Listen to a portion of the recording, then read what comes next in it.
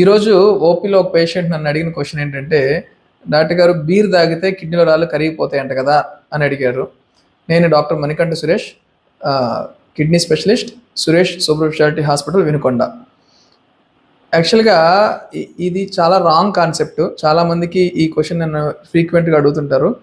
కిడ్నీలో రాళ్ళు ఏంటంటే వాటర్ తాగినా ఏదైనా తాగితే పడిపోతాయని చెప్తాం కాబట్టి, ఎవరో పక్కన బీర్ తాగితే రాళ్ళు కరిగిపోతాయని చెప్పడం అనేది వినడము, నన్ను అడగడము చాలా కామన్గా చూస్తాము. యాక్చువల్గా ఏంటంటే రివర్స్ జరుగుతుందండి.